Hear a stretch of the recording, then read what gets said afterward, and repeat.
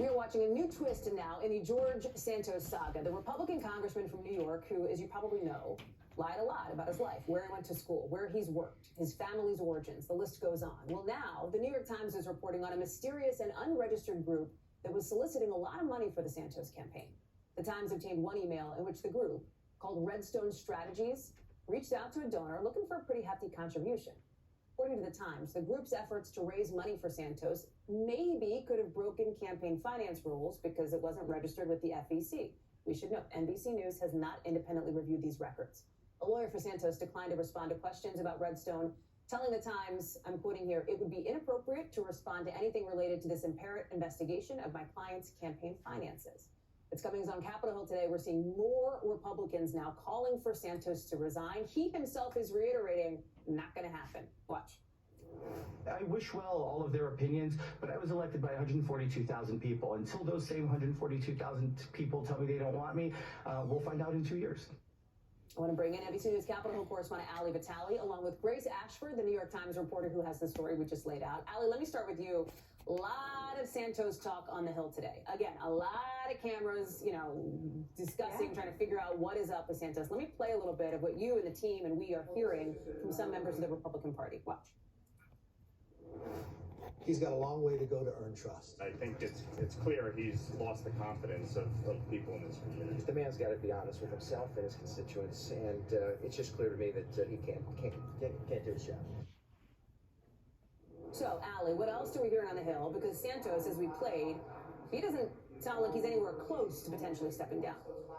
And it doesn't really sound like McCarthy is anywhere close to doing anything to keep him out of Congress. It's a really hard thing to do. You'd need a 2/3 majority vote in Congress to actually vote to get rid of Santos, and he's clearly doubling down. What's important, though, about the sound that you just played is that you had two members of the New York delegation there in addition to McCarthy, both of them saying that he should resign. That makes almost the entire New York delegation here in the House on that side of the ledger saying that he should resign. It puts them in tandem with the home state party, with the full New York GOP, all of them saying that they don't have faith in him to do his job.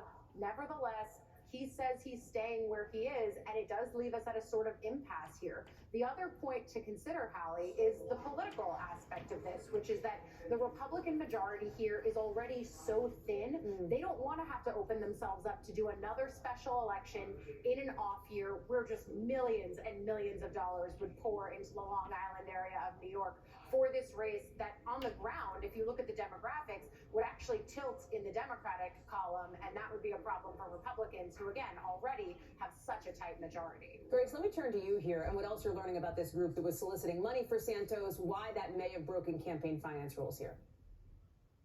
Yeah, well, this is kind of a pretty interesting new development. A group that was identifying itself as Redstone Strategies was reaching out to big donors of the Santos campaign in the last kind of final weeks before the election, saying that it was trying to raise hundreds of thousands of dollars for a big ad buy. However, this group does not appear to be registered with the FEC, as you said in your opening segment, and in fact, no ads seem to have actually been placed for it. So that certainly leaves some really big questions about this group and where the money actually went. Ali, where does the sort of ethics investigations stand, right? Like, how does that move forward? When would we know more about anything muscular coming from those? Well, look, typically this is a process that happens behind closed doors. Ethics investigations are typically shrouded in mystery. But if you look at the ethics panel here on the House side, it's evenly divided between Republicans and Democrats. So that's why we're so closely tracking the Republican reaction to Santos, because that could give us some idea potentially of what people could do out of this ethics committee. But look, you listen to Democrats on this too.